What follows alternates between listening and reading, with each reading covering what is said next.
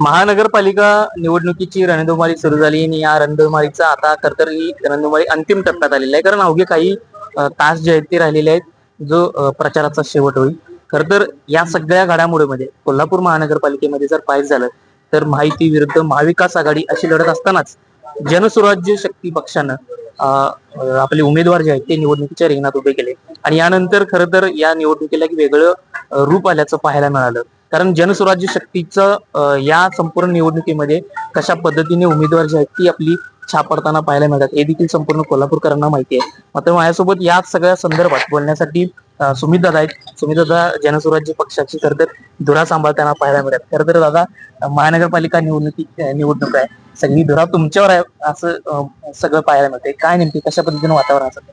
अतिशय खूप चांगल्या पद्धतीचं वातावरण हे जनसुराज्य शक्ती पक्षाचं ह्या कोल्हापूर जिल्ह्यामध्ये ज्याला आमच्या लक्षात आलं या तिन्ही पक्षाच्या महायुतीतल्या आघाडी होते आणि निवडणुकीमध्ये आम्हाला समाधानकारक जागा मिळत नाही. आम्ही आमचे इंटरव्ह्यूज असतील अशा पद्धतीनं आमची सगळी प्रक्रिया आम्ही त्या ठिकाणी चालू केली आणि अतिशय चांगल्या उमेदवार आम्हाला त्या ठिकाणी मिळाले की हे जे निवड इलेक्टिव्ह मेरिटचे त्यामध्ये आम्ही सुरुवातीला आमच्या पक्षाचे पक्षाध्यक्ष आमदार डॉक्टर विनय गोरे सावकर साहेब, अशोकराव माने बापू, दुसरे आमदार आमचे त्यातून जिल्हा बँकेचे संचालक विजयसिंह माने या सगळ्या मंडळींनी बसून पक्षाचं धोरण ठरवलं आणि एक चांगल्या पद्धतीचं वातावरण आज दिसतंय आपल्याला आणि एक वेगळा पर्याय आपण निर्माण ह्या शहराला करू शकतो. एक व्हॅक्युम क्रिएट झाले हे आमच्या लक्षात आल्यावर आम्ही तात्काळ हा निर्णय घेतला की आपण आता तिसरी आघाडी करणं आवश्यक आहे आणि आपण तशा पद्धतीने त्या दिशेने पुढे जाऊन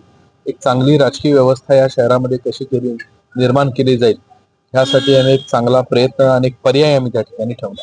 खर तर तुम्ही आघाडी केली पण या तुमच्या आघाडीचा खरं तर दोन्ही समोरचे जे तुमचे विरोधक आहेत महायुती महाविकास आघाडी यांना याचा फटका बसणार आहे असं तुम्हाला या सगळ्या वातावरणात पाहायला मिळतंय? निश्चितच, कारण काय आहे तो एक व्हॅक्युम क्रिएट झालेला मी आता जे म्हटलं तुम्हाला तर ही दोघही नको, तिसरा पर्याय आम्हाला पाहिजे. जसं नोटा आपण मतदानाला ठेवतो की ह्यापैकी कोणी नाही आम्हाला वेगळा, तर तसा एक तिसरा पर्याय म्हणून आज त्या ठिकाणी जनसुराज्य शक्ती आणि त्या विचाराचे समविचाराचे असे आरपीआय असला आठवले साहेबांचा आम्ही सगळे एकत्र करणार एक चांगला पर्याय निर्माण करून द्यायचा प्रयत्न आम्ही या ठिकाणी आम्ही केला. नक्कीच मतदारांना तुमच्याकडून खरं तर चांगला पर्याय. खरं तर प्रचाराचा अंतिम टप्पा सध्या सुरू आहे. कशा पद्धतीनं 20ही प्रभागामध्ये कशा पद्धतीनं तयारी आणि काय नेमका उत्साह आहे उमेदवारांमध्ये? अतिशय चांगला उत्साह आज मतदारांमध्ये बघायला मिळाला. आज त्या ठिकाणी आम्ही बघितलं कोल्हापूरमध्ये एक अतिशय उत्साहाचं वातावरण आहे मतदारांमध्ये. एक रिस्पॉन्स जो आपण म्हणतो प्रचाराला गेल्यावर मी आता रॅलीज काढल्या, बऱ्याच रॅलीज मध्ये त्या ठिकाणी मी पक्षाच्या वतीनं सहभागी झालो, बऱ्याच ह्या सभांमध्ये सहभागी झालो, कोपरा सभांमध्ये खूप चांगला असा प्रतिसाद जनतेमधनं आहे. एक अतिशय चांगला उत्स्फूर्तपणे प्रश्न मांडण्याचा प्रयत्न हा सर्वसामान्य नागरिकांमधनं आहे.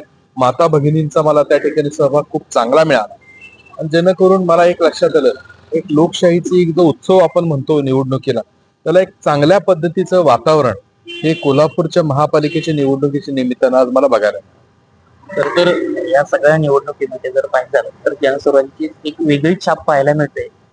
सगळ्या जवळपास 29 आपले उमेदवार, किती उमेदवारांमध्ये किती काय नेमकं विजयाची कशी निश्चित वाटते? निश्चितरित्या मला जर पक्षाचा आपण जर या ठिकाणी एक प्रमुखांमधला असल्यावर तर नक्कीच मला विचारलं तर मी सांगेल की माझे सगळेच 29 आमचे आणि 2 आरपीआयचे आम्ही सगळेच 32 त्या ठिकाणी 31 जण विजय होऊ. पण प्रॅक्टिकली आपण म्हटलं तर काही ठिकाणी परिस्थिती खूप चांगली आहे आणि आमचं वातावरण आज खूप चांगल्या पद्धतीनं आज तयार झालंय की ही निवडणूक येण्याच्या दृष्टिकोनातनं खूप पोषक असं वातावरण आम्हाला निर्माण झालंय. जनतेमधनं एक चांगला असा प्रतिसाद आम्हाला उमेदवारांमध्ये दिसतो की ते स्वतःहून स्वयंस्फूर्तीनं आम्हाला काही नागरिक त्या प्रभागातले सांगतायत की तुम्ही ह्या विषयासाठी आमच्याकडं या आणि हा उमेदवार खूप चांगला आहे. त्यामुळे मला आज एवढंच सांगायचंय आकड्यावर बोलण्यापेक्षा सत्तेच्या चाव्या ह्या जनसुराज्य शक्ती पक्षाकडे असतील आणि येणाऱ्या काळातला कोल्हापूरचा महापौर ठरवताना जनसुराज्य शक्ती पक्षाला विश्वासात घेतल्याशिवाय महापौर ठरवलं जाऊ शकत नाही एवढा मला आत्मविश्वास आज या निमित्तानं आपल्याकडे व्यक्त करायचा. सत्तेच्या चाव्या असतील पण सांगली असेल कोल्हापूर असेल दोन्ही जिल्ह्यामध्ये जनसुराज्याची छाप आहे. नगरपालिकेत सुद्धा आपण पाहायला मिळालं की चांगला प्रतिसाद होता. कोल्हापूर महानगरपालिकेमध्ये मी ज्यावेळेस सामोरं जाणार आहे, त्यावेळेस कोणत्या पक्ष जर का अलायन्स करायची झाली येणाऱ्या काळामध्ये, ती नेमकी अलायन्स कोणत्या पक्षासोबत असेल? कारण महाविकास आघाडीला तुमचा पहिलाच विरोध आहे, कारण तुम्ही महायुतीचे आहात. ती म्हणूनच कशी मी, बदलली केस? सांगतोय की इतरांसारखं आम्ही अनैसर्गिक युती कुठेही केलेली नाही. आरपी आठवले गट हा एक महायुतीचा भाग आहे, जनस्वराज्य शक्ती हा एक महायुतीचा भाग आहे. आमच्या त्यावेळेला सीट शेअरिंगवर आमचा प्रॉब्लेम झाला. आमचे कुठलेही वैचारिक मतभेद नाहीयेत, आमच्यात कुठलीही अडचण नाही. फक्त आम्हाला समाधानकारक जागा देऊ शकले नाही, त्याचं कारण हे तिन्ही पक्ष या ठिकाणी कोल्हापूरमध्ये एकाच ठिकाणी एकत्र आले. राष्ट्रवादी असेल, अजितदादांचा गट, त्याचबरोबर शिवसेना शिंदे साहेबांचा गट आणि भारतीय जनता पार्टी हे तिन्ही एकत्र आल्यामुळं त्यांचाही न्यायालयात झाला. त्यामुळं आम्हाला आमचं स्वतंत्र निर्णय घेण्याचा अधिकार आहे. आम्ही कोणत्याही महायुतीच्या नेत्यावरती, कुणावरती, कुठल्या आमच्या असणाऱ्या घटक पक्षांवरती कोणतीही टीका केलेली नाही. आम्ही काय विकास करू ह्याच्यावर आम्ही भर दिलाय. आणि आजच्या लोकांना या आरोप प्रत्यारोपांच्या राजकारण जेव्हा हे राज्यात आणि जिल्ह्यात चालू असताना एक पॉझिटिव्ह राजकारण कसं केलं जाईल, कोणत्याही पद्धतीचा आरोप प्रत्यारोप न करता फक्त विकास आणि ह्या विषयावर त्यांनी त्याचा अजेंडा घेऊन जे पुढे जातील, हा त्या ठिकाणी धोरण आम्हाला फार महत्वाचा आहे. आणि त्यामध्ये आम्हाला लोकांचा अतिशय चांगला प्रतिसाद मिळत आहे. नक्कीच शेवटचा प्रश्न आहे माझा सगळ्यात, की जनस्वराज्याची नाळ आहे ती ग्रामीण भागाशी जास्त जोडलेली आहे. आता हीच नाळ शहरी भागाशी सुद्धा जोडणार या निवडणुकीनंतर, असं वाटतं का? निश्चितरित्या आम्ही आता पूर्णपणे शहराच्या विविध विषयांमध्ये आम्ही एकत्रितपणे सगळे पुढे आलेलो आहोत आणि एक चांगले विचार आम्ही त्या ठिकाणी कालच्या जाहीरनाम्याच्या प्रसिद्धीच्या माध्यमातून आम्ही शहराचा विकास कसा झाला पाहिजे आणि आधीच्या 2 महापौर आमच्या असताना आम्ही त्याची एक त्या ठिकाणी असणारी चुणूक आम्ही दाखवले. नक्कीच आमच्या शहरामध्येही चांगला आता एक वैचारिक नगरपालिकांमध्ये आम्ही आहोतच.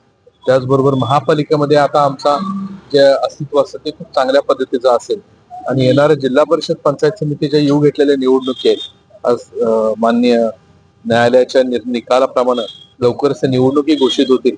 त्यामध्ये आम्ही तिथल्या परिस्थिती अनुसार जशा आम्हाला समाधानकारक जागा मिळतील आम्ही नक्कीच हे निवडणूक लढवण्यामध्ये कोणती अडचण मला वाटत. नक्कीच धन्यवाद दादा. खरं तर महानगरपालिका निवडणुकीमध्ये जनस्वराज्य आपलं अस्तित्व दाखवणार अशा पद्धतीचा विश्वास सुमित दादांनी व्यक्त केलेला आहे. विशाल पुजारी, NDTV मराठी, कोल्हापूर.